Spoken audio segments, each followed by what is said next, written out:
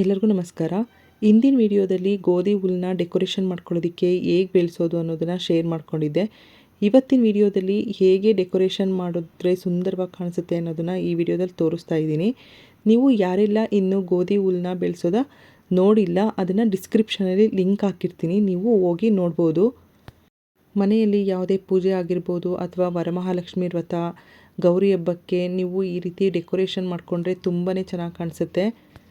ಹಿಂದಿನ ವಿಡಿಯೋದಲ್ಲಿ ಹುಲ್ಲನ್ನ ಹೇಗೆ ಬೆಳೆಸೋದು ಅಂತ ಫುಲ್ಲು ಕಂಪ್ಲೀಟಾಗಿ ಇನ್ಫಾರ್ಮೇಷನ್ ಸಮೇತ ನಿಮಗೆ ಶೇರ್ ಮಾಡ್ಕೊಂಡಿದ್ದೀನಿ. ನೀವು ನೋಡಿಲ್ಲ ಅಂತ ಅಂದರೆ ನೋಡಿಬಿಟ್ಟು ನಂತರ ಡೆಕೋರೇಷನ್ ಶುರು ಮಾಡ್ಕೊಳ್ಳೋದಕ್ಕೆ ನೋಡ್ಬೋದು.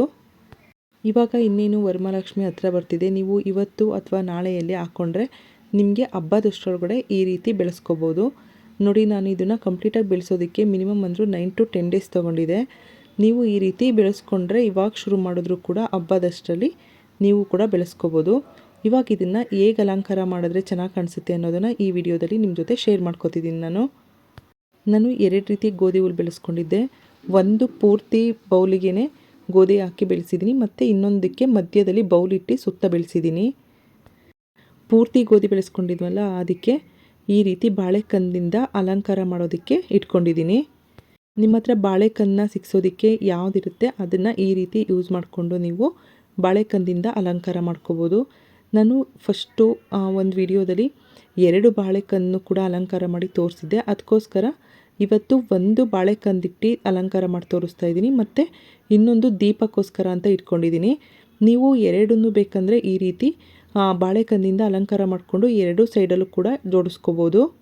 ನೋಡಿ, ಈ ರೀತಿ ಸುತ್ತಕ್ಕೂ ಈ ಥರ ಹೂವು ಇಟ್ಕೊಂಡಿದ್ದೀನಿ. ನಿಮ್ಮ ಹತ್ರ ಯಾವ ಹೂವಿರುತ್ತೆ ಅದರಿಂದ ಅಲಂಕಾರ ಮಾಡಿಕೊಂಡ್ರೆ ಆಗುತ್ತೆ. ನೋಡಿ, ತುಂಬ ಸುಂದರವಾಗಿ ಕಾಣಿಸುತ್ತೆ ಮತ್ತು ತುಂಬ ಕಡಿಮೆ ಖರ್ಚಲ್ಲಿ ನಾವು ಮನೆಯಲ್ಲಿ ಮಾಡ್ಕೋಬೋದು ಇದನ್ನು. ನೋಡಿ, ಇವಾಗ ಈ ಥರ ಚಿಕ್ಕ ಬಾಳೆಗೊನೆ ಸಿಗುತ್ತೆ. ಈ ಬಾಳೆಗೊನೆನ ಈ ರೀತಿ ಹಾಕ್ಕೊಂಡ್ರೆ ನೋಡಿ, ಈ ಥರ ನ್ಯಾಚುರಲಾಗಿ ತುಂಬಾ ಚೆನ್ನಾಗಿ ಕಾಣಿಸುತ್ತೆ. ಇದೇ ರೀತಿ ನೀವು 2 ಕೂಡ ಮಾಡ್ಕೋಬೋದು. ನಂತರ ಇಲ್ಲಿ ನಾನು ದೀಪ ಇಡೋದಕ್ಕೆ ಅಂತ ಅಲಂಕಾರಕ್ಕೆ ತೋರಿಸ್ತಾ ಇದ್ದೀನಿ. ಒಂದು ದೊಡ್ಡದು ಲೋಟ ತೊಗೊಂಡಿದ್ದೀನಿ. ನಿಮ್ಮ ಹತ್ರ ಲೋಟ ಇಲ್ಲ ಅಂತ ಅಂದರೆ ಯಾವುದಾದ್ರೂ ಈ ಥರ ಸ್ವಲ್ಪ ಎತ್ತರಾಗಿರೋದು ಏನೇ ಇದ್ರೂ ಕೂಡ ಇಟ್ಕೊಂಡು ಈಗ ಅದ್ರ ಮೇಲೆ ಒಂದು ಪ್ಲೇಟ್ ಇಡಬೇಕು. ಪ್ಲೇಟ್ ಇಟ್ಟು ಇದಕ್ಕೆ ನಾನು ದೀಪ ಇಟ್ಕೊಂಡಿದ್ದೀನಿ. ನಾನು ಮಾಮೂಲಿ ದೀಪನೇ ಇಟ್ಕೊಂಡಿದ್ದೀನಿ. ನೀವು ಕಾಮಾಕ್ಷಿ ದೀಪ ಇತ್ತು ಅಂದರೆ ಅದನ್ನು ಇಟ್ಕೊಂಡ್ರೆ ತುಂಬಾ ಚೆನ್ನಾಗಿ ಕಾಣಿಸುತ್ತೆ. ಇವಾಗ ಇದಕ್ಕೆ ಸುತ್ತಕ್ಕೂ ಹೂ ಮಡಿಸ್ಕೋಬೇಕು. ನಿಮ್ಮ ಹತ್ರ ಯಾವ ಹೂ ಕಾಂಬಿನೇಷನ್ ಚೆನ್ನಾಗಿರುತ್ತೆ ನೋಡಿಕೊಂಡು ಆ ಕಾಂಬಿನೇಷನಲ್ಲಿ ಹೂ ಮಡಿಸ್ಕೊಂಡ್ರೆ ತುಂಬ ಚೆನ್ನಾಗಿ ಕಾಣಿಸುತ್ತೆ. ನೋಡಿ, ಈ ರೀತಿ ಮಾಡ್ಕೋಬೋದು. ನೀವು ಇದನ್ನು ಕೂಡ ದೀಪದ್ದು ಬೇಕಂದರೆ 2 ಸೈಡಿಗೂ ಕೂಡ ಒಂದನ್ನೇ ಮಾಡ್ಕೋಬೋದು. ನಾನು 2 ಒಂದೊಂದು ತೋರಿಸಿದ್ದೀನಿ. ನಿಮಗೆ ಯಾವುದು ಬೇಕು ಅನಿಸುತ್ತೆ ಆ ರೀತಿ ಅಲಂಕಾರನ ನೀವು ಮಾಡ್ಕೋಬೋದು. 2 ಬಾಳೆಕಂದಲೇ ಬೇಕು ಅಂದರೆ ಅದು ಕೂಡ ಈ ರೀತಿಯೇ ಹುಲ್ಲು ಬೆಳೆಸ್ಕೊಂಡು ಮಾಡ್ಕೋಬೋದು. ಅಥವಾ ನಮಗೆ ದೀಪ ಬೇಕು 2 ಅಂದರೆ ಈ ರೀತಿ ದೀಪಕ್ಕೂ ಕೂಡ ಮಾಡ್ಕೋಬೋದು. ನೋಡಿ, ಎಷ್ಟು ಚೆನ್ನಾಗಿ ಕಾಣಿಸ್ತಿದೆ ಅಂತ. ನಾನು 2 ಬೇಡ ಅಂತ ಒಂದೊಂದನ್ನೇ ಬೆಳೆಸಿದ್ದೀನಿ. ನೋಡಿ, ಇವಾಗ ಲೋಟದಲ್ಲೂ ಕೂಡ ಒಂದಷ್ಟು ಬೆಳೆಸ್ಕೊಂಡಿದ್ದೆ. ಈ ರೀತಿ ಮಧ್ಯದಲ್ಲಿ ಅಲಂಕಾರಕ್ಕೆ ಅಂತ ಬೆಳೆಸ್ಕೊಂಡಿದ್ದೀನಿ. ನೀವು ಬೇಕಂದರೆ ಕಾಮಾಕ್ಷಿ ದೀಪನ ಈ ರೀತಿ ಲೋಟಗಳನ್ನು ಜೋಡಿಸಿ ಮಧ್ಯಕ್ಕೆ ಕಾಮಾಕ್ಷಿ ದೀಪದಿಟ್ಟರೆ ಅದು ಕೂಡ ತುಂಬಾ ಸುಂದರವಾಗಿ ಕಾಣಿಸುತ್ತೆ. ನೀವು ಯಾವ ಹೂವಿಂದನಾದರೂ ಕೂಡ ಅಲಂಕಾರ ಮಾಡ್ಕೋಬೋದು. ನಿಮ್ಮ ಹತ್ರ ಯಾವ ಹೂವು ಇರುತ್ತೆ, ಯಾವ ಹೂವು ನಿಮಗಿಷ್ಟ, ಯಾವ ಚೆನ್ನಾಗಿ ಕಾಣಿಸುತ್ತೆ ಅದರಲ್ಲಿ ಈ ರೀತಿ ಅಲಂಕಾರ ಮಾಡ್ಕೊಳ್ಳಿ. ನೋಡಿ, ಎಷ್ಟು ಚೆನ್ನಾಗಿ ಕಾಣಿಸ್ತಿದೆ ಅಂತ. ಈ ರೀತಿ ಸುತ್ತಕ್ಕೂ ಲೋಟಗಳನ್ನ ಜೋಡಿಸ್ಕೊಂಡು ಮಧ್ಯಕ್ಕೆ ನಿಮ್ಮ ಹತ್ರ ಕಾಮಾಕ್ಷಿ ದೀಪ ಇದ್ದರೆ ಅದನ್ನು ಕೂಡ ಇಡ್ಬೋದು. ಅಥವಾ ಬೇರೆ ಏನಾದರೂ ಈಗ ಲಕ್ಷ್ಮಿಗೆ ಪ್ರಿಯವಾದಂತಹ ತವರೆ ಹೂವಿನ ಅಲಂಕಾರನೂ ಕೂಡ ಅಲ್ಲಿಗೆ ಮಧ್ಯದಲ್ಲಿ ಮಾಡಿಕೊಂಡ್ರೆ ತುಂಬಾ ಸುಂದರವಾಗಿ ಕಾಣಿಸುತ್ತೆ. ನಿಮಗೆ ಇನ್ನೂ ಅಲಂಕಾರ ಚೆನ್ನಾಗಿ ಕಾಣಿಸ್ಬೇಕು ಅಂತ ಅಂದರೆ ಈ ಥರ ಗುಲಾಬಿ ದಳಗಳನ್ನ ಇಲ್ಲಿ ಸುತ್ತಕ್ಕೂ ಎಲೆ ಆಕಾರದಲ್ಲಿ ಇಟ್ಬಿಟ್ಟು ಇದಕ್ಕೂ ಕೂಡ ಸ್ವಲ್ಪ ಮಧ್ಯದಲ್ಲಿ ಹೂವೆಲ್ಲ ಹಾಕ್ಕೊಂಡ್ರೆ ಇದು ಕೂಡ ಅಷ್ಟೇ ಚೆನ್ನಾಗಿ ಕಾಣಿಸುತ್ತೆ.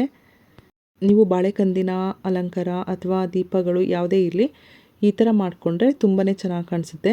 ನೀವು ವರಮಹಾಲಕ್ಷ್ಮಿ ಹಬ್ಬಕ್ಕೆ ಇನ್ನೂ ಕೂಡ ಗೋಧಿನ ಬೆಳೆಸಿಲ್ಲ, ನಾವೇನು ಪ್ಲ್ಯಾನ್ ಮಾಡೋದು ಡೆಕೋರೇಷನ್ ಮಾಡೋದಕ್ಕೆ ಅನ್ನೋರು ಈ ರೀತಿ ಮಾಡಿ. ಗೋಧಿ ಅಂದರೆ ಲಕ್ಷ್ಮಿಗೆ ತುಂಬಾ ಪ್ರಿಯ ಅಂತ ಹೇಳ್ತಾರೆ. ಅದರಿಂದ ನೀವು ಈ ರೀತಿ ಸುಂದರವಾಗಿ ಅಲಂಕಾರ ಮಾಡಿದ್ರೆ ತುಂಬಾ ಚೆನ್ನಾಗಿ ಕಾಣಿಸುತ್ತೆ. ನೀವು ಕೂಡ ಏನು ಪ್ಲ್ಯಾನ್ ಮಾಡಿಲ್ಲ ಅಂದರೆ ಇವತ್ತೇ ಸ್ಟಾರ್ಟ್ ಮಾಡಿ. ನಿಮಗೆ ಹಬ್ಬದಷ್ಟರೊಳಗಡೆ ಗೋಧಿ ಇಷ್ಟುದ್ದನೇ ಬೆಳೆದಿರುತ್ತೆ ಮತ್ತು ನಿಮಗೆ ಅಲಂಕಾರಕ್ಕೆ ತುಂಬಾ ಈಸಿಯಾಗಿ ಈ ರೀತಿ ಮಾಡ್ಕೋಬೋದು. ಈ ಸಲ ವರಮಹಾಲಕ್ಷ್ಮಿಗೆ ಈ ರೀತಿ ನೀವು ಸುಂದರವಾಗಿ ತುಂಬ ಸಿಂಪಲ್ಲಾಗಿ ಕಡಿಮೆ ಖರ್ಚಲ್ಲಿ ಈ ರೀತಿ ಅಲಂಕಾರನ ನೀವು ಮಾಡಿ ತುಂಬಾ ಚೆನ್ನಾಗಿ ಕಾಣಿಸುತ್ತೆ. ಮತ್ತು ಇವತ್ತಿನ ವಿಡಿಯೋ ನಿಮಗೆ ಇಷ್ಟ ಆಯಿತು ಅಂತ ಅಂದರೆ ಪ್ಲೀಸ್ ನಮ್ಮ ಚಾನಲ್ನ ಲೈಕ್ ಮಾಡಿ ಮತ್ತು ಸಬ್ಸ್ಕ್ರೈಬ್ ಮಾಡ್ಕೊಳ್ಳಿ. ನಿಮ್ಮ ಫ್ರೆಂಡ್ಸು ಮತ್ತು ಫ್ಯಾಮಿಲಿ ಜೊತೆ ಶೇರ್ ಮಾಡ್ಕೊಳ್ಳಿ. ನಿಮ್ಮದು ಕೂಡ ವರಮಹಾಲಕ್ಷ್ಮಿ ವ್ರತ ಮುಗಿದ ಮೇಲೆ ನೀವು ಕೂಡ ಯಾವ ರೀತಿ ಅಲಂಕಾರ ಮಾಡಿದ್ರಿ ವರಮಹಾಲಕ್ಷ್ಮಿಗೆ ಅನ್ನೋದನ್ನು ನನಗೆ ಕಮೆಂಟ್ ಮಾಡಿ.